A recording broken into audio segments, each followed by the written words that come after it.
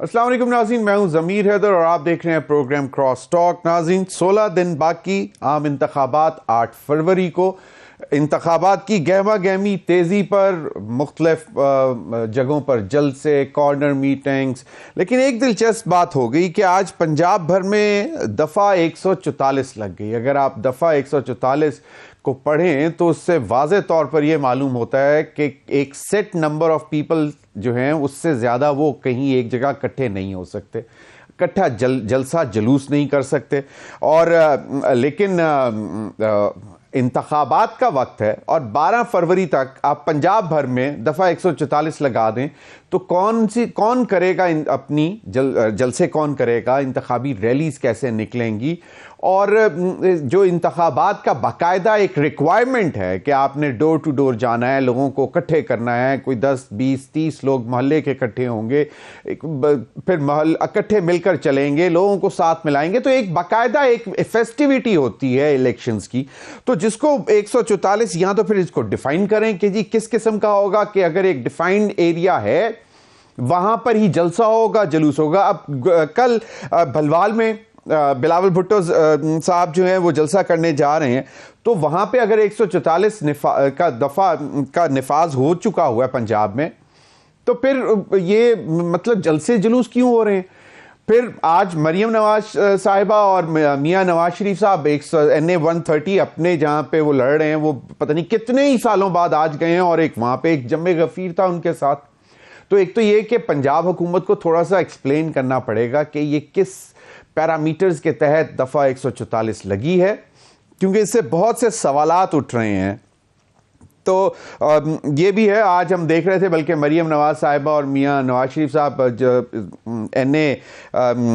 जो कसूरपुरा लाहौर में एक बहुत मशहूर जगह है जो उनके NA 130 कॉन्स्टिट्यूंसी में आता है, वहाँ पे समोसे और नमक पारे भी खा रहे थे और लोग बहुत बड़ी तादाद में उनके लेफ्ट राइट पे थे और वो दे रहे थे उनको और वो खा भी रहे थे। मरीम नवाज साहिबा ने ये ट्वीट भी किया और उन्होंने कहा ये तो मज़ा है लाहौर में कैंपेन करने का। तो यकीनन, लेकिन बाकी जमातें भी कर रही हैं, बिलावल भुट्टो भी बहुत एक्टिव हैं, जलसे जुलूस कर रहे हैं। अभी हमारे साथ मौजूद हैं इन्हीं तमाम मामलात पर बात करने के लिए किश्वर ज़हरा साहिबा, सीनियर रहनुमा MQM। और MQM ने गुज़िश्ता रोज़ एक बहुत बड़ा जलसा किया कराची में और कहा यह जाता है कि शायद कराची की MQM का ये बहुत सबसे बड़ा जलसा है और बहुत बड़ी तादाद लोगों की उसमें शामिल थी। अभी फ़िलहाल वो हमारे साथ किश्वर ज़हरा साहिबा हैं, उनसे भी बात करेंगे। किश्वर ज़हरा साहब, आप बहुत बहुत शुक्रिया आपके वक्त का। मैं चाहूँगा कि एक बिलावल भुट्टो साहब ने एक बात की है, वो ज़रा आप सुन लें कि वो क्या एक आस दिला रहे हैं और क्या अपील कर रहे हैं अपने वोटर के साथ। पहले आप सुन चुकी हैं कि वो कह चुके हैं कि हम आज़ाद उम्मीदवार जो हैं उनको अपने साथ मिला रहे हैं, उनके ऊपर पहले से वर्किंग शुरू कर दी है और उनके साथ मिलकर जो है एक हुकूमत भी बनाएंगे। और उनका ये भी कहना है कि PMLN के साथ किसी भी तरह ना हुकूमत में होंगे ना अपोजिशन में होंगे, मतलब उनके साथ नहीं बैठेंगे, चाहे अगर खुद हुकूमत बनाई तो तब उनको भी नहीं साथ बैठाएंगे। तो वो कह चुके हैं कि वंस बिटन ट्वाइस शाय वाली बात भी उन्होंने बताई। तो क्या कह रहे हैं बिलावल भुट्टो, ये जरा सुन लें। अगर आप मुझे अपना वज़ीर आज़म मुंतखब करते हो तो ये मेरे आपसे वादा है कि मैं किसी से सियासी इंतकाम नहीं लूंगा। मेरा हुकूमत में कोई एक सियासी कैदी नहीं होगा। मेरा हुकूमत में बेटियों को गिरफ्तार करना, बहनों को गिरफ्तार करना, ये ना हमारा सकाफत का हिस्सा है और ना ही ये कभी हमारा सियासत का हिस्सा होगा। किश्वर ज़हरा साहिबा, यकीनन बहुत अच्छी बात है। हमारी सियासत में से ये अगर निकल जाए तो ज़्यादा अच्छा है, इंतकाम की सियासत ख़त्म हो जाए, विक्टिमाइजेशन की सियासत ख़त्म हो जाए, तो इससे बेहतर और क्या हो सकता है। लेकिन थोड़ा सा अब ये भी कहने को हम तैयार हैं कि देर आए दुरुस्त आए, लेकिन इनके होते हुए जिनको ये एड्रेस कर रहे हैं, जिनकी ये सिंपैथी लेने की कोशिश कर रहे हैं, उस वक्त ये हुकूमत में थे जब ये काम सब शुरू हो चुका हुआ था। तो इसको आप कैसे देखती हैं, क्योंकि कराची में सबसे बड़ी ऑपोजिशन तो आपकी PPP ही है। देखिए, मेरा पहला सवाल तो ये है कि ये अभी कुछ रोज पहले जिस मोहब्बत और प्यार से शहबाज शरीफ साहब के साथ बैठे हुए थे और के यानी तारीफ करते हुए यानी थकते नहीं थे, तो ये इतना बड़ा इम्तिजाज कुछ समझ से बाहर है कि आज उन्हीं लोगों के लिए जिस तरह की तनकीद हो रही है, तो क्या ये सियासत की मैच्योरिटी कह सकते हैं इसको? मैं नहीं समझती। इंसान के मिजाज में, वो चाहे सियासतदान हो या कोई हो, तवाज़ुन ज़रूर होना चाहिए। या तो मोहब्बतों में कुछ तवाज़ुन रखा होता या नफ़रतों में तवाज़ुन रखें। और अब जिनसे तंग आके या घबरा के ये पीडीएम के जो मेंबरान हैं, इन्होंने असेंबली भी तोड़ी, तो सवाल ये अब उनकी तरफ दोस्ती का हाथ कैसे बढ़ाया जा सकता है? ये इंडिपेंडेंट लोग कौन लोग हैं? सब जानते हैं, मैं भी जानती हूँ, आप भी जानते हैं। यानी उन्हीं की वजह से असेंबली तोड़ी गई। 16 साल का सिर्फ वक्त मिला काम करने का, उसमें ये एक नया रंग जो शुरू हो रहा है। आप क्या समझते हैं अवाम इसको हजम कर सकेंगे? अवाम समझदार हैं, तो इसलिए मैच्योरिटी की बहुत ज़रूरत है। और ये इमेच्योरिटी की इंतहा है कि कुछ महीने पहले क्या बयान था और आज क्या बयान है। किश्वर साहिबा, ये एक आपने यकीनन बात की कि मतलब ये इमेच्योरिटी की निशानी है, लेकिन फिर भी मतलब देर आए दुरुस्त आए, इसलिए हम कह रहे हैं कि अगर अभी से शुरुआत हो तो कम से कम अच्छा है।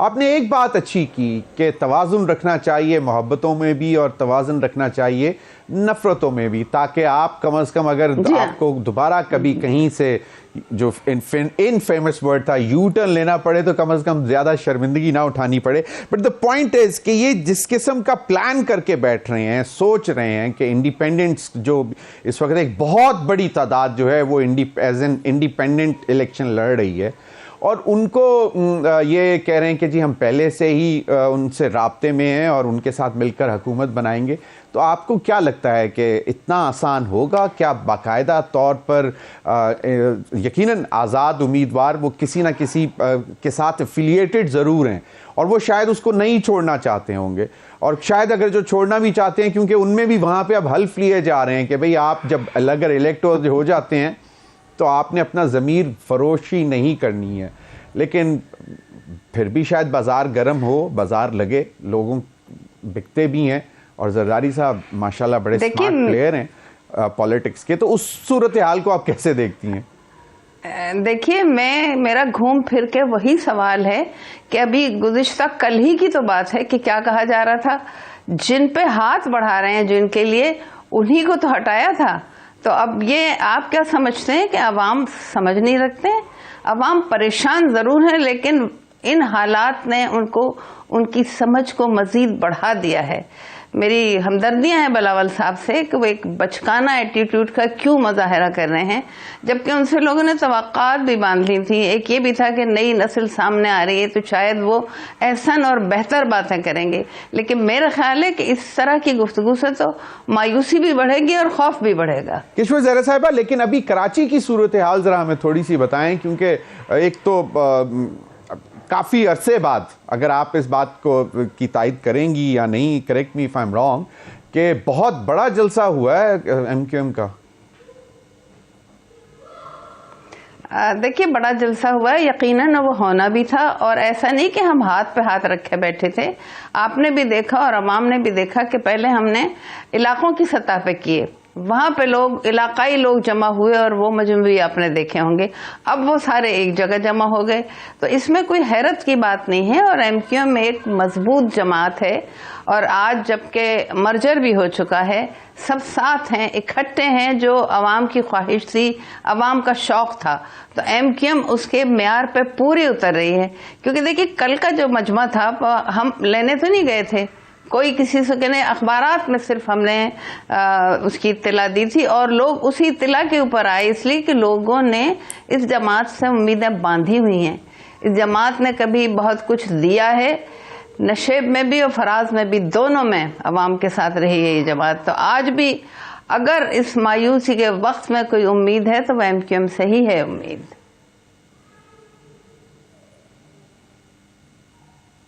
किश्वर ज़हरा साहिबा, आप लोगों ने लोकल बॉडीज़ का इलेक्शन का बॉयकॉट किया, और इस वक्त मेयर पीपल्स पार्टी के हैं और लोकल बॉडीज़ भी उनके कंट्रोल में है।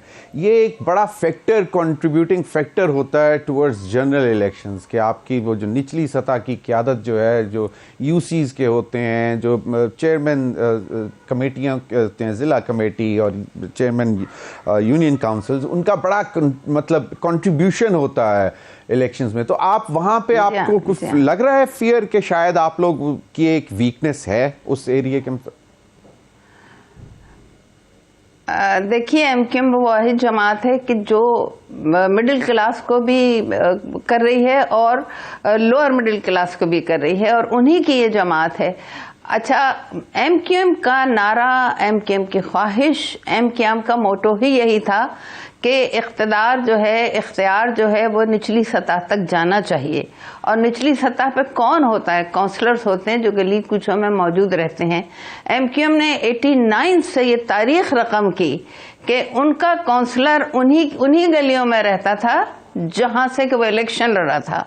इसके बड़े मस्बत नताइज सामने आए कि किसी को कैसी भी तकलीफ हो, वो काउंसलर को आवाज देता था और काउंसलर मौजूद होता था। और कराची ने बहुत सारी बेहतरी आई, लेकिन न मालूम वो चीज चैलेंज बन गई कि क्या हुआ कि 7.5 साल तो बल्दियाती इलेक्शन ही नहीं करवाया गया।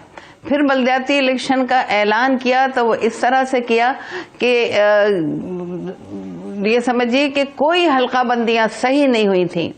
बाहर से लोग लाके बिठाए जाने लगे जिनके पास के वो नहीं होता था, शनाख्ती कार्ड नहीं था, वो लोग लाके बिठा दिए गए। और किस तरह से वोटिंग होती रही। तो एमक्यूएम का एहतजाज तो सिर्फ यही था कि बल्दियाती इख्तियारात को बढ़ाया जाए, जो कि 18वीं तरमीम के जरिए सलब कर लिए गए।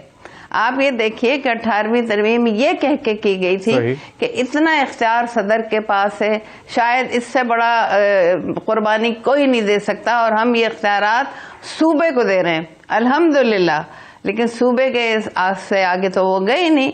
अगर वो गली कूचों में काम करने वाले काउंसलर्स को देते तो आज कराची का ये हाल नहीं होता। मैं बड़े वसूख से एक बात कहूँ कि बेहद हालात खराब होने के बावजूद कराची ही वो शहर है जो पूरे पाकिस्तान को साथ लेके खड़ा हुआ है। उसकी सड़कें जरूर खुदी हुई हैं, पानी जरूर कम है, लेकिन आज माशी तौर पे आप देखिए तो कराची उतना ही मजबूत है, जबकि दूसरे सूबों में वो बेहतरी नजर नहीं आती है।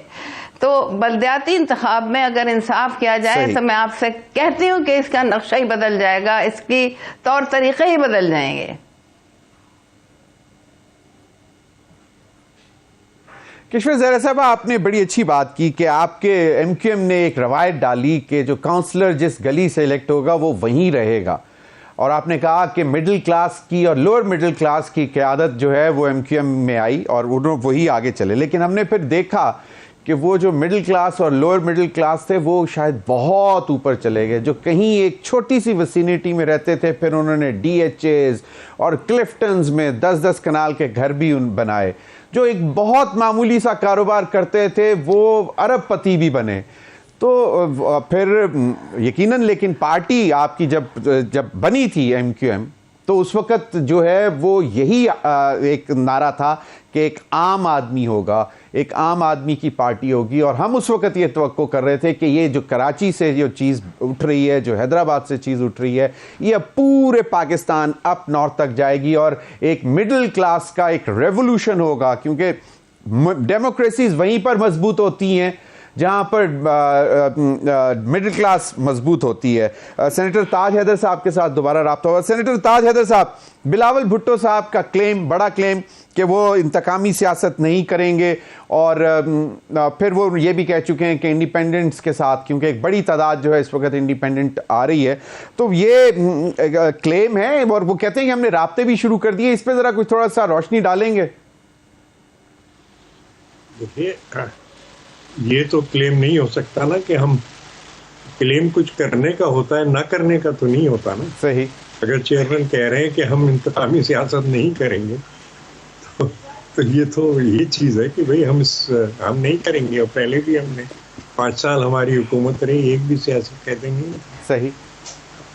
तो हम तो नहीं करेंगे, लेकिन ये कि दूसरों से खतरा है कि वो, और इस वक्त भी जो हो रहा है वो भी उन्होंने कहा है कि भाई देखो, इसको ऐसे ही चलाना चाहते हो मामलात को, सही इंतकाम होता रहे, नफरत होती रहे, तासुब होता रहे।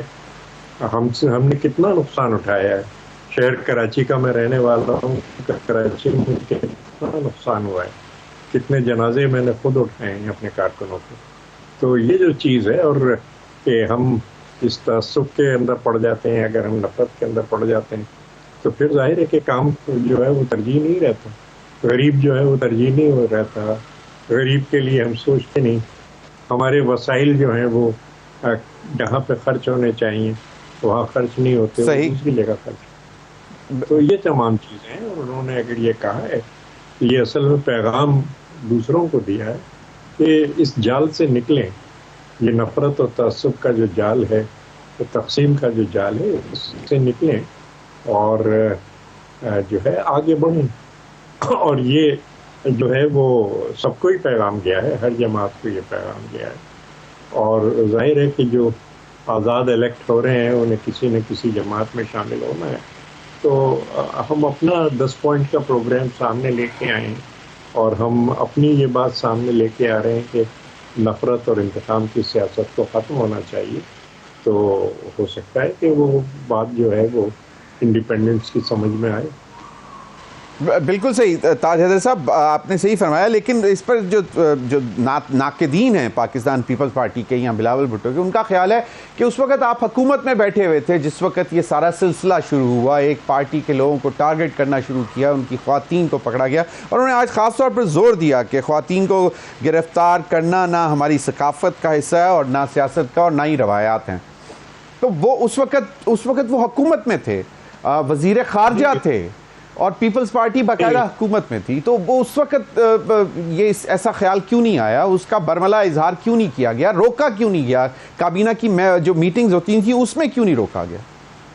नहीं है, देखिए काबीना की मीटिंग्स में माशी मसाइल पे बहुत नोट्स ऑफ डिसेंट हैं, लेकिन मैं नहीं समझता कि जो हालत इस वक्त है कि ख़वातीन को भी पकड़ा जा रहा है और ये किया जा रहा है, और जो भी अजीज़ रिश्तेदार हैं, ये उस वक्त नहीं थी।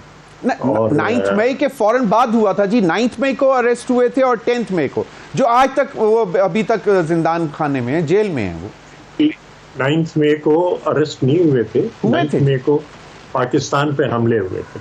चलें बिल्कुल, और वो ख्वातीन हैं अभी तक उठाई नहीं। 9 मई के ऊपर पाकिस्तान पे हमले हुए थे, और मुझे पूरा यकीन है कि सिलसिले बाहर से मिले हुए थे। ओ सही, ठीक है, यानी कि ये जो अभी, तो बिलावल साहब आप भी की बात कर रहे हैं, जो कि अभी मतलब लोगों को उठाया जा रहा है, पकड़ धकड़ की जा रही है, आज़ादाना कैंपेन नहीं करने दी जा रही है, बिलावल साहब आज की बात कर रहे हैं? नहीं, वो जो गिरफ्तारियां हुई हैं वो अब हुई हैं।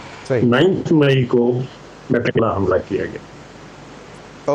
ओके, सही। एक इजाज़त दें तो एक छोटी सी ब्रेक ले लूँ ताज हैदर साहब, एक छोटी सी ब्रेक ले लूं, तो ब्रेक के बाद हाजिर होता हूं। और किश्वर ज़हरा साहिबा हमारे साथ मौजूद हैं, सेनेटर ताज हैदर हमारे साथ मौजूद हैं। नाज़रीन, ब्रेक के बाद आएंगे तो थोड़ा सा ये पंजाब का जो एक इक़दाम सामने आया है, 144 दफ़ा 144 जो लगा दी गई है, इस पर भी बात करेंगे। Stay with us.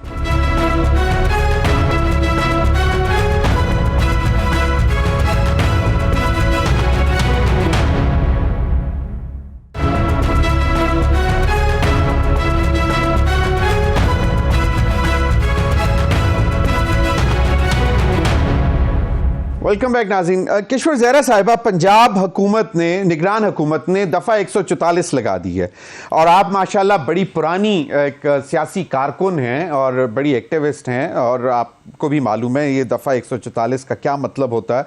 आपको क्या लगता है कि अगर फ़र्ज़ करें आप लोग अभी इलेक्शनिंग में हैं और मतलब सब कुछ जलसे जलूस, कॉर्नर मीटिंग्स, रैलीज, बहुत कुछ कर रहे हैं, अगर सिंध हुकूमत आज 144 लगा देती तो इसका मतलब क्या लेना चाहिए जी? देखिए, मुझे बड़ी तशवीश है। मैंने इत्तेफाक से अभी टीवी पर ही सुना कि पंजाब में दफ़ा 144 लगाई जा रही है, लगाई गई है। बल्कि क्योंकि देखिए, आपने सही कहा कि मैं बहुत पुरानी कारकुन हूँ और मेरे सीने में बड़े ज़ख्म हैं, क्योंकि हमें कर्फ्यू लगा के कर्फ्यू में मारा गया था। इलेक्शन से पहले दफ़ा 144 लगाना क्या मानी रखती है? दूसरा एक दुख मुझे ये भी है कि बिलावल साहब काश नसरुल्लाह बाबर साहब के ज़माने में पैदा हो गए होते तो शायद वो जुल्म के ख़िलाफ़ बोलते। हमारे साथ जो कुछ हुआ कि वो कत्लेआम हुआ, हमारा वो कत्लेआम हुआ जिसमें हुक्म ये था कि गोली मार देना और दफन कर देना। और आज मरगला की पहाड़ियों में मेरे 80-90 नौजवान दफन हैं। बल्कि कभी कभी अब मुझे लगता है कि पहाड़ियों के पीछे से जब इत्तला आती है कि जी कहीं से हमला होने वाला है, शायद उनकी रूहें उन हमलों को जो रोकती हैं, क्योंकि हमारी रूह में बसी हुई है पाकिस्तान से मोहब्बत। बार बार इस बात को कहूंगी कि मेरे बुजुर्गों ने पाकिस्तान बनाया था और वो हमारे अंदर इस बात को पिरो के गए हैं कि इसको बचाना भी है, इसको संभालना भी है, इसको बनाना भी है। दुख होता ही नफरत अंगेज जब गुफ्तगू समझते हैं। और मुझे पूरा यकीन है बिलावल यंग ब्लड हैं, बिलावल की सोच इलेक्शन में ज़रूर तब्दील नज़र आ रही है, लेकिन बिलावल एक सुलझू इंसान है। अलबत्ता उसे पीपल्स पार्टी से बचाया जाए किसी तरह से। मेरी दरख्वास्त है कि पीपल्स पार्टी से उसको बचा के रखें। ये एक अच्छा जहन है, ये सिंध में हालात भी सही रख सकता है अगर हमारे साथ। ताज हैदर साहब को आप दरख्वास्त कर सकती हैं जी। ये आप सेनेटर ताज हैदर साहब से दरख्वास्त करें जी, हम तो मतलब क्या कह सकते हैं इस पे। लेकिन 144 तो आपको क्या लगता है what would be the motive behind it? मतलब मैं एक सपोजिटली बात की, इलेक्शन कैसे हो सकता है 144 में, ये बताइए कैसे होगा? यानी प्रोग्राम्स होते हैं, रैलियां होती हैं, लोग निकलते हैं वोट डालने के लिए। किस तरह से वोट डालेगा? मुझे ये बात समझाई जाए।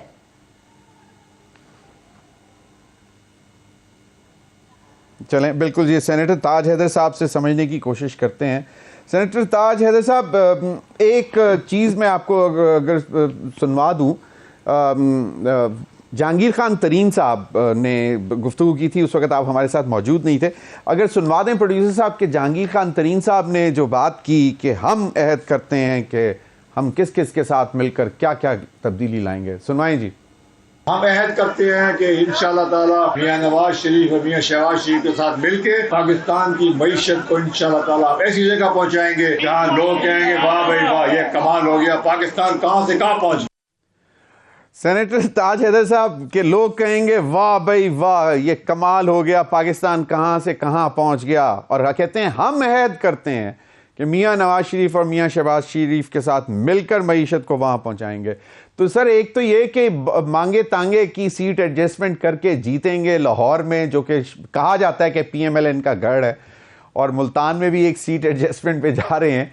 तो ये कैसा दावा है? चलें, आपने उस वक्त उस क्लेम को तो कहा था कि चलें हम तो दिखा चुके हैं कि हमने कभी पकड़ धकड़ और एक भी सियासी कैदी नहीं रखा अपने 5 साल की हुकूमत में, लेकिन इस क्लेम का बताएं कि ये कैसा क्लेम है? नहीं, जो ये तो एडजस्टमेंट होता रहता है पार्टियों के दरमियान, तो उस पर मेरे ख्याल से कोई कानून नहीं तोड़ा जा रहा, कोई ऐसी बात नहीं है। तो उस पर मेरा एतराज़ करना गलत है होगा, लेकिन खूबसूरत अल्फाज हैं मोहतरम जहांगीर तरीन के, और माशाल्लाह ख्वाहिश भी हाली प्रोग्राम है, उस पर तो कोई 3 साल से हम कैलकुलेट कर रहे हैं और काम कर रहे हैं। तो ये कोई ऐसी चीज़ नहीं है कि जिसके तरीके हमने ना बताए कि हम इस तरीके से करेंगे, ये हमारी फिस्कल स्पेस होगी, ये हमारी टेक्नोलॉजी होगी, इस तरीके से हम करेंगे। सही। तो ये भी बहुत ज़रूरी है जो ये राइट विंग पार्टीज हैं इनके लिए कि कुछ बताएं तो सही, इसको खुफिया क्यों रखा है अपने तरीक़ाकार को। एक दफ़ा मैंने टीवी पर सुना था कि हम बैनुल-अक़वामी मालियाती इदारों से अच्छे ताल्लुकात रखेंगे, तो उसमें तो बात बनती नहीं। किसी भी मुल्क ने दूसरे मुल्क को तो नहीं बनाया, हमें तो अपने कुदरती वसाइल पे, अपने अफरादी वसाइल पे एतमाद करके और उनको मोबिलाइज करके सही उठाना है। और पब्लिक सेक्टर को एक बहुत बड़ा रोल अदा करना है। जैसे हम घर में कर रहे हैं, हम 3.5 रुपए पर 1 यूनिट बिजली बना रहे हैं, हम $37 पे कोयला पूरे मुल्क में पहुंचाने, रेलवे लाइन भी हम अपनी बना रहे हैं, तो $400। बिल्कुल सही। वैसे सेनेटर ताज हैदर साहब, एक सवाल और भी उठ रहा है बहुत सारे लोगों के दिमाग में कि नून लीग ने अभी तक मंशूर नहीं दिया, हालांकि आईपीपी का मंशूर तो आ चुका हुआ। सबसे पहले शायद आईपीपी ने, मुझे बैरिस्टर दानियाल चौधरी नहीं, वो उन्होंने नहीं दिया मेरे ख्याल से।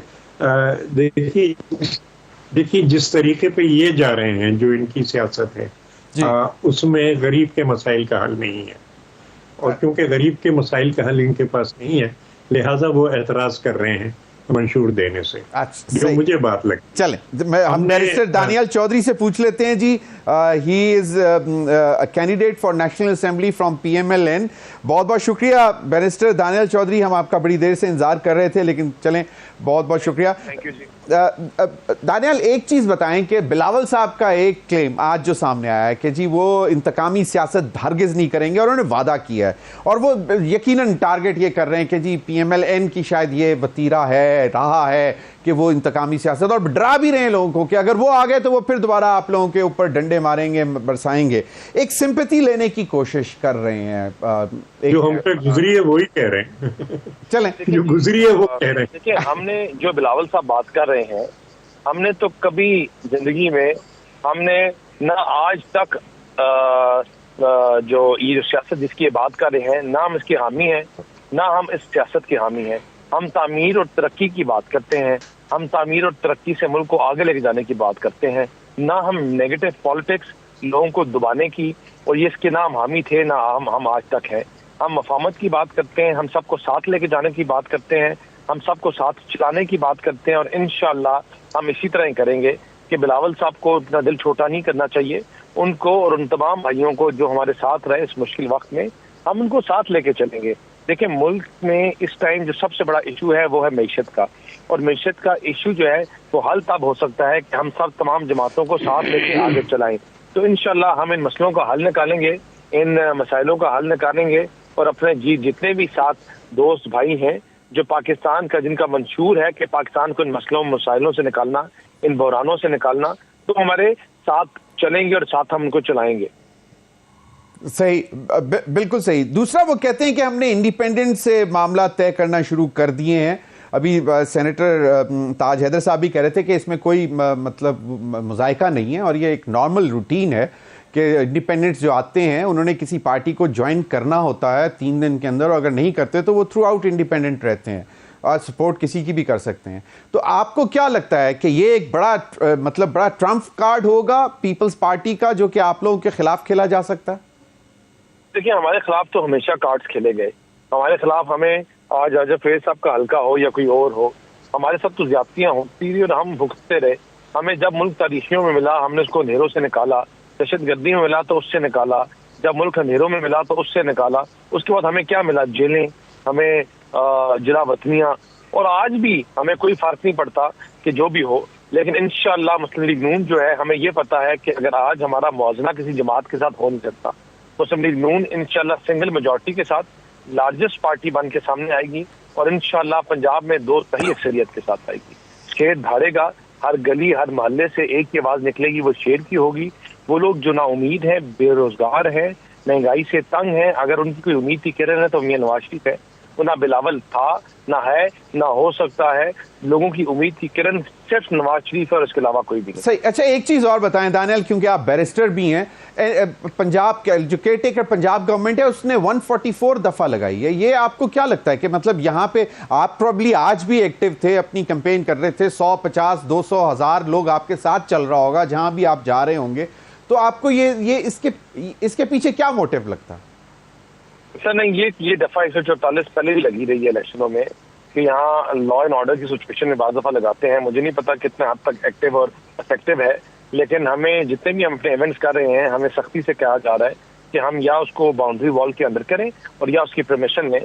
तो हम उसकी परमिशन लेके चल रहे हैं, और इंशाल्लाह हम उसको अबाइड करेंगे, और तमाम दूसरी सियासी जमातें हैं वो भी अबाइड करेंगी।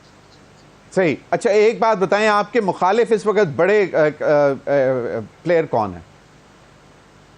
देखिए, हमारी जो मुखालिफिन में बड़ा प्लेयर जो है वो सिर्फ वो जमात है जो ये बात कर सके कि हमने तामीर और तरक्की का सफर तय किया। वो जमात है जो कहे कि हमने पाकिस्तान में लोगों को डिलीवर किया, जो कह सके कि जो हमने गरीब की बेरोजगारी खत्म की, जो कह सके कि हमने मैशत को बेहतर किया, फिलहाल तो ऐसी कोई जमात नहीं है जिसके पास एक्सपीरियंस टीम हो या हमारा मुआवजना हमारे साथ मुआवजना कर सके कि हमने 10 में से 9 नंबर लेके हर दफा पास हुए। यहाँ सारे 3 और 4 नंबर लेने वाले बैठे हुए हैं। लेकिन अगर मुझे लगता है कि जो हमारा मुकाबला होगा कि सीटों के हवाले से अगर, तो वो होगा पीपल्स पार्टी से ही होगा। और इंशाल्लाह जो और आज़ाद अरकान है जो मेरे ख्याल से शायद किस पार्टी में जाएं, उनके ऊपर बहुत ज़्यादा डिपेंड करेगा। तो लेट्स सी कि what future brings for us. लेकिन इंशाल्लाह हम एक सिंगल लार्जेस्ट जमात बन के आएंगे, क्योंकि हमारा जो मुकाबला है आज बेरोजगारी, महंगाई और गुर्बत के साथ है, और इंशाल्लाह उससे हम जीतेंगे। बिल्कुल बैरिस्टर सही फरमा रहे हैं। लेकिन मोहम्मद ज़ुबैर साहब का ख्याल था कि जी जो पिछली हुकूमत थी जिसके खिलाफ वोट ऑफ नो कॉन्फिडेंस लाके आप लोग हुकूमत में आए थे, वो कोई मुल्क डिफ़ॉल्ट होने नहीं जा रहा था। मतलब फॉरेन एक्सचेंज रिजर्व्स बहुत अच्छे थे और सब कुछ बहुत अच्छा था और इतनी महंगाई भी नहीं थी। जो अब फिर तो वो टेक्निकली आप लोगों के ऊपर डालते हैं कि जी मतलब अपनी पार्टी के आपके हैं कि जी वो कहते हैं कि जी ये 16 महीने की जो कारकर्दगी थी उसने शायद कुछ परफॉर्म नहीं किया। सेनेटर ताज हैदर साहब, मुझे एक बात बताएं कि ये तो बड़ा जुल्म है। जी सर, ये जो कह रहे हैं कि जी हमने कभी नहीं, यानी आप पार्लियामेंट के दरवाजे पे सेनेटर एतजाज एहसन, सेनेटर रजा रब्बानी का सर फाड़ते हैं, खून उनके मुंह पे बह रहा है और FIR हो जाती है मेरे और सेनेटर सफदर अब्बासी के खिलाफ। यानी आप तो इस हद तक जा सकते हैं कि और फिर कहते हैं कि जी हम गलत कह रहे हैं कि जी जुल्म होगा। जिसने डंडे खाए हैं, जिसके सर फटे हैं और जिस पे FIR बनी है, मुझ पे FIR काटी गई, सफदर अब्बासी साहब पे FIR काटी गई कि जी मुझ पे कहा गया जी रजा रब्बानी का सर इन्होंने फाड़ा था। अब ये जो चीजें हैं, ये हम जिन चीजों से गुजरे हैं और गुजरते रहे हैं बार बार, जो केसेस हम पे बनाए गए, जो क़यादत के साथ हमारी जो किया गया, जो ज़बानें काटी गई क़यादत की हमारी, और मतलब 2 रातें में सिविल लाइन पुलिस स्टेशन के बाहर अपने कारकुन लिए खड़ा रहा, अंदर जरदारी साहब बंद थे और फिर पता चला कि नहीं खून में नहाए हुए, और वो भी जो गवर्नर थे जनरल मोइनुद्दीन हैदर, उनकी कोशिश से उन्हें अस्पताल मूव किया गया। तो अब इन मजालिम से गुजरने के बाद अगर कोई हमसे कहे कि जी जुल्म जो है हमने कभी नहीं किया, तो बैरिस्टर साहब जो है जो चाहे कह सकते हैं, लेकिन ये कि जो हम पे गुजरी है वो तो उसकी हम रोशनी में, ये 11-12 साल जो जेल में कटे हैं, ये ऐसे तो नहीं कटे। बिल्कुल सही ताज हैदर साहब, सही ताज हैदर साहब, ये जो है ना ये जी कि जी आप कहें कि हाँ भाई चलिए, ये तक बात जो है काबिल कबूल हो सकती है अल्फाज की हद तक कि साहब आइंदा हम ये नहीं करेंगे, लेकिन हमने नहीं किया। ये तो बहुत जुल्म है। और यानी तशद्दुद जो है वो सिर्फ मारपीट से नहीं होता, तशद्दुद अल्फाज का जो है सही कहीं ज्यादा सख्त होता। बिल्कुल सही। वो किशोर ज़हरा साहब ने भी थोड़ा सा इशारतन बात की थी कि वो जनरल नसीरुल्लाह बाबर के टाइम पे अगर बिलावल साहब होते तो वो देखते कि उनके साथ कितना जुल्म हुआ। लेकिन ये एक तवील और लंबी बहस है, लेकिन यू आर वेरी राइट कि पीपल्स पार्टी ने कभी तशद्दुद की सियासत नहीं किया। आई अंडरस्टैंड दैट, लेकिन इस पर फिर कभी से ही बात करेंगे। बहुत बहुत शुक्रिया आप तीनों हजरात का। नाज़रीन, वक्त हुआ एक ब्रेक का। ब्रेक के बाद हाजिर होंगे तो हमारे साथ होंगे डॉक्टर खाकान नजीब साहब और थोड़ा सा माशी सूरत हाल पर नजर डालेंगे। Stay with us.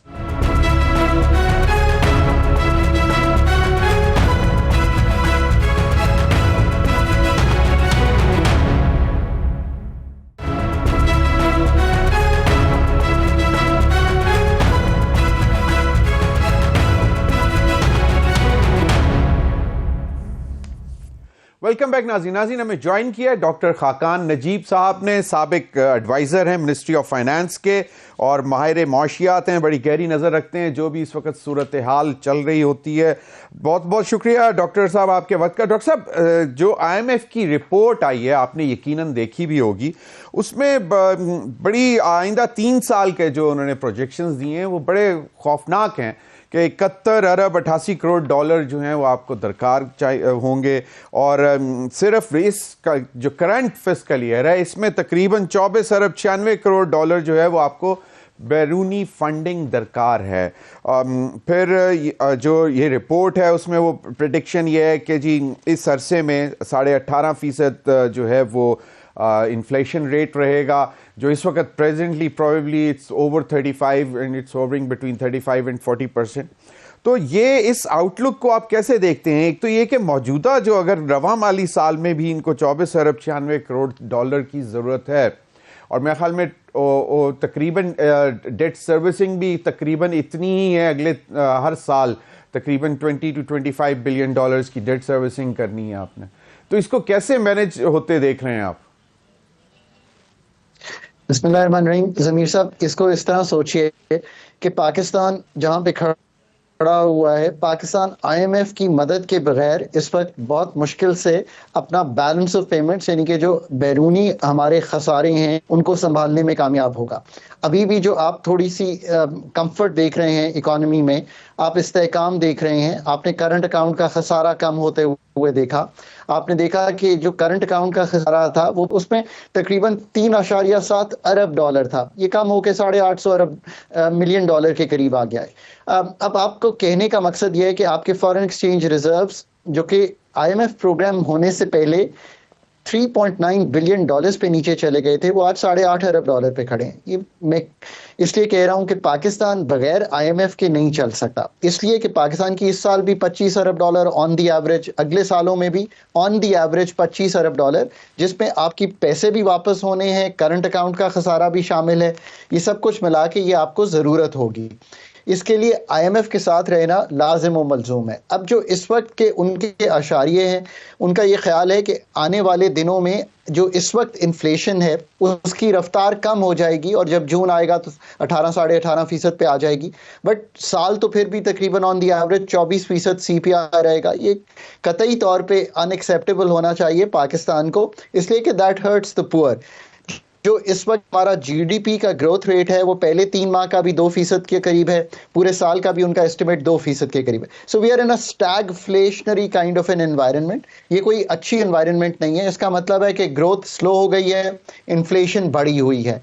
पर हम अब IMF के साथ ये टाइम गुजार लेंगे, उसके बाद असल फैसले तो आपने करने हैं कि इस इन्वायरमेंट में से कैसे निकलना है, IMF का नया प्रोग्राम आपने कैसे लेना है, बजट कैसे बनाना है, एक्सपेंडिचर टैक्स रिफॉर्म्स कैसे करने हैं, एनर्जी सेक्टर को कैसे ठीक करना है।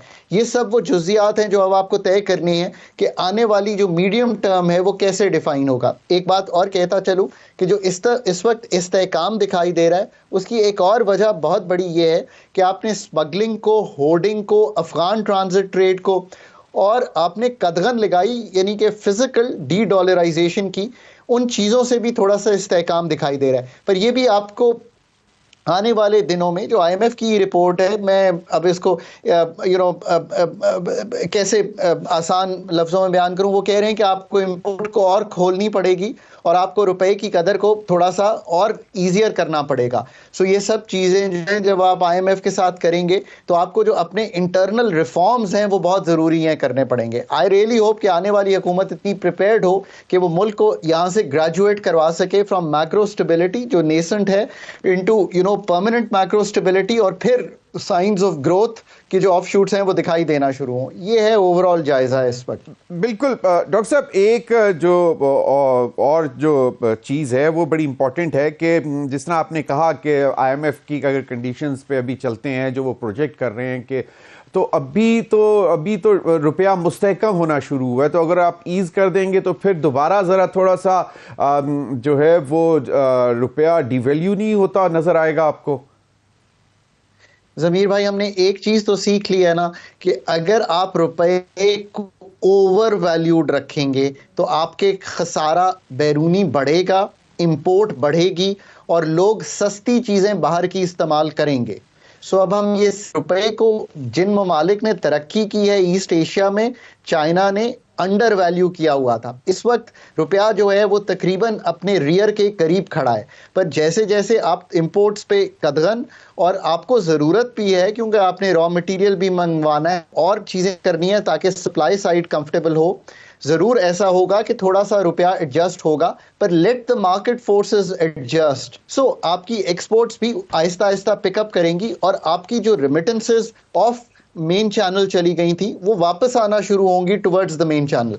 बट रुपया चीज क्या है वर्सेस डॉलर? देखिए ना, आखिर में तो ये सादा गुफ्तगू ये है कि ये आपकी पैदावारी सलाहियत है। आप जितनी अच्छी पैदावार करेंगे, जितनी बत्ती, जितनी सुई, जितनी चप्पल, जितना लेदर, जितना गारमेंट, जितनी चीनी, जितना आप पाकिस्तान की सर्विसेज बाहर बेचेंगे, उतने डॉलर आएंगे, उतना रुपया मुस्तहकम होगा। बट अगर आप ये काम नहीं करेंगे तो फिर आप ये उम्मीद रखें कि रुपया मुस्तहकम हो बिकॉज इंटरवीन कर रहे हैं आप, या डॉलर मार्केट में फेंक रहे हैं, या रुपए को पेग करने की कोशिश करें। उसका नतीजा 2 दफा आपने करंट अकाउंट का क्राइसिस जो है 19 में भी देखा जब पिछली हुकूमत छोड़ के गई थी, और 22 में भी आपका करंट अकाउंट फिर बहुत बड़ा हुआ था। आज आपने रुपए को थोड़ा सा छोड़ा है और मार्केट फोर्सेस पे छोड़ा है, तो आप देख रहे हैं कि बैरूनी खसारा संभलता हुआ दिखाई दे रहा है। ये भी शॉर्ट टर्म की गुफ्तगू है। लॉन्ग टर्म में अब पाकिस्तान का मडलिंग थ्रू का ऑप्शन ज़मीर साहब सीरियसली ख़त्म हो गया है। पाकिस्तान का ये ऑप्शन कि हम पैसे मांगकर पाकिस्तान चला लें, ये ऑप्शन है नहीं आपके पास। आपके दोस्त भी आपको पैसे देने से कतराते हैं। आईएमएफ का प्रोग्राम हुआ तो उन्होंने दिए, आईएमएफ का नेक्स्ट प्रोग्राम होगा तो वो देंगे, पर अगर एनर्जी की एफिशिएंसी यानी कि कॉस्ट ऑफ प्रोडक्शन को कम करना, एक्सपोर्ट को बढ़ाने के मेजर्स लेना, पाकिस्तान के एग्रीकल्चर को ठीक करना, ये कलीदी काम आने वाली हुकूमत को करने हैं। नहीं करेंगे फिर क्राइसिस में जाएंगे। सही डॉक्टर खाकान साहब, एक आपने बिल्कुल सही बात की। अब इंडिजिनस एक्सपोर्ट्स हो तो फिर तो समझ आता है, लेकिन अगर इंपोर्ट बेस्ड एक्सपोर्ट्स हैं कि raw material, heavy reliance on raw material which is to be imported, तो वो तो फिर डॉलर पे प्रेशर डालेगा डेफिनेटली आपको। वो उस सूरत हाल में आप चाहे एक्सपोर्ट्स बढ़ा भी लें और उसके रेमिटेंसेस आ भी रहे हैं, but you are actually buying, और आपकी इंडिजिनस जो एक्सपोर्ट है, जो इंडिजिनस जो चीज़ें हैं जिनमें आपको फॉरेन रॉ मटेरियल नहीं चाहिए, वो उसकी एक्सपोर्ट्स उस तरह है नहीं, वो कंपैरेटिवली कम है।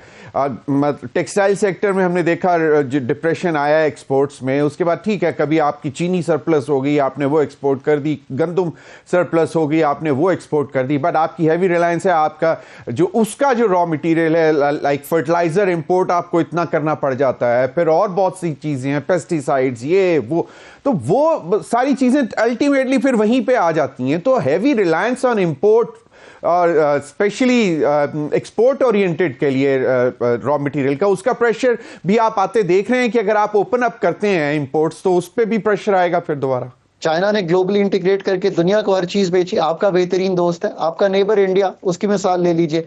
आईटी सर्विसेज से लेकर मतलब वो एक्सपोर्ट में रहे तो उन्होंने ये कामयाबी हासिल की। ईस्ट एशिया भी इसी तरह का मिरेकल है। सो अगर ग्लोबल इंटीग्रेशन करनी है तो एक्सपोर्ट तो करनी पड़ेगी। ज़मीर भाई ये याद रखिए, पाकिस्तान का बड़ा मसला इंपोर्ट ज़्यादा होना नहीं है। पाकिस्तान का मसला यह है कि इंपोर्ट तो आप 22-23% करते हैं अपनी जीडीपी का, आप एक्सपोर्ट करते हैं 8% अपनी जीडीपी का। ये इतना डिस्मल फिगर है कि इसका अंदाजा ही नहीं लगा सकती कौम। So let me share something with you. India का इस वक्त जो एक्सपोर्ट टू जीडीपी है वो 22% है, पाकिस्तान का 8% है। मलेशिया का एक्सपोर्ट टू जीडीपी 38% है, पाकिस्तान का 8% है। तुर्की का, और मतलब अगर आप बहुत ही जो कामयाब मुल्क चला है वियतनाम का देखें तो वो 80 से 90% है, पाकिस्तान का 8% है। So first be very very clear, your problem is that you are not exporting. जिन मुल्कों ने तरक्की की, इंडिया ने की, साउथ कोरिया ने की, तो उन्होंने export led incentives with a lot of caveats दिए और ये कहा कि अगर एक्सपोर्ट नहीं करोगे तो मतलब जनरल पाक ने तो साउथ कोरिया में ये भी कहा था कि इंडस्ट्री टेक ओवर कर लूंगा।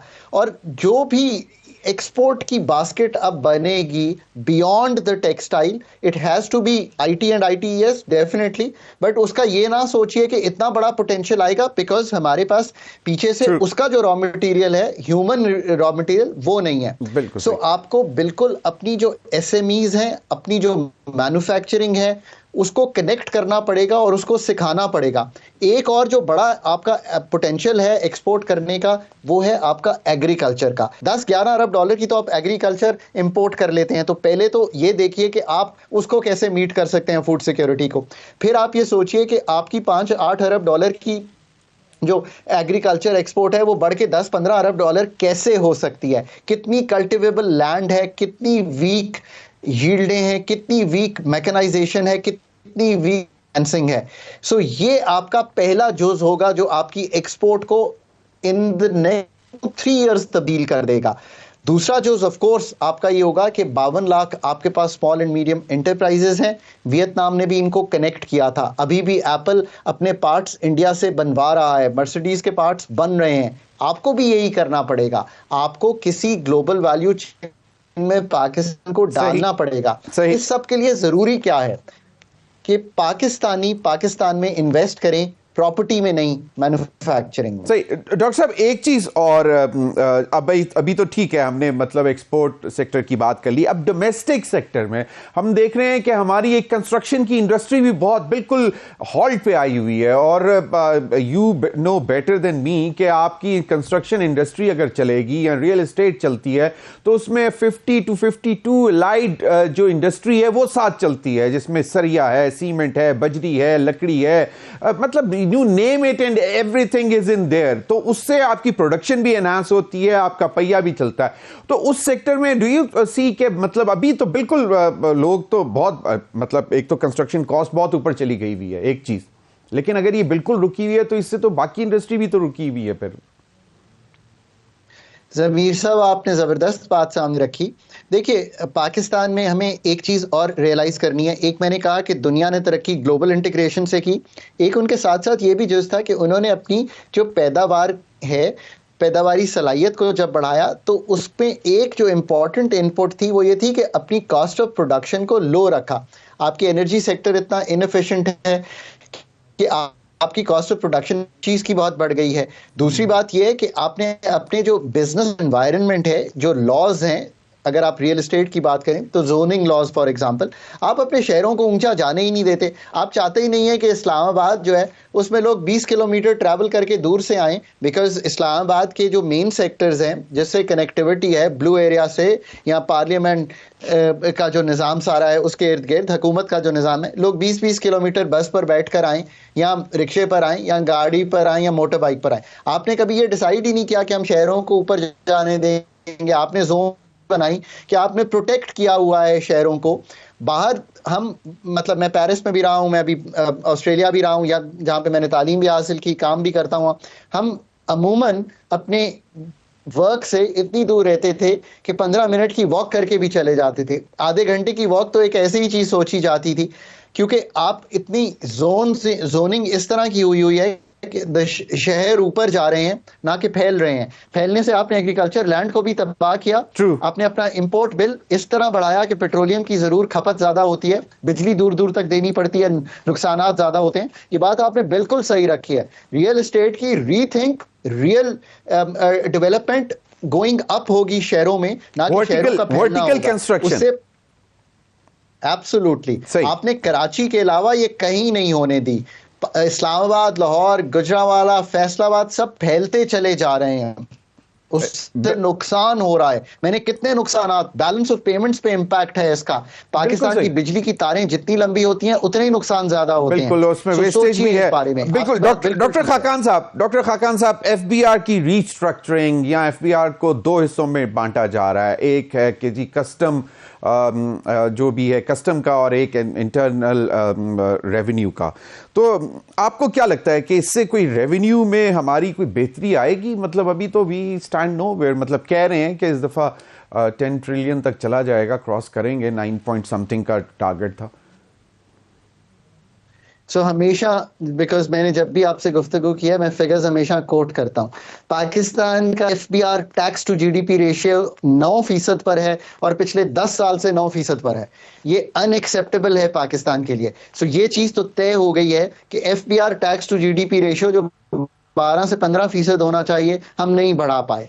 सो मैंने इस पे कल भी एक बड़ा व्यू दिया है, और मतलब उन लोगों को दिया है जो शायद पॉलिसी में मैटर करते हैं, और मैं वो व्यू रिपीट कर देता हूँ। FPR in its present structure बिल्कुल रिफॉर्म मांगता है, उसको तब्दील होना मांगता है। और पाकिस्तान का टैक्स रिफॉर्म, उस पर ज्यादा सोचिए। अगर कोई कमेटी बन रही है बहुत अच्छी बात है, पर कमेटी को थोड़ा सा, मैं बार बार कहता हूं और मैं ये हर इंटरव्यू में कहता हूं, इसलिए आपके में भी कहूंगा, प्रोफेशनल्स को इंडक्ट कीजिए जो ये काम समझते हैं। I know certain people in Pakistan who are only doing taxation all their life. Ask them tax policy, tax administration, tax gap, tax office की रिस्ट्रक्चरिंग में क्या बेहतर चीज हो सकती है। सही। उससे सबसे बड़ी ये बात होगी कि आपके काम को तकवीयत मिलेगी और कंसेंसस से आगे बढ़ेंगे। सही, बहुत बहुत शुक्रिया डॉक्टर खाकान हसन नजीब साहब, आपके वक्त का। नाजरीन, अब तक के लिए इतना ही, इजाजत दीजिए, अल्लाह हाफिज।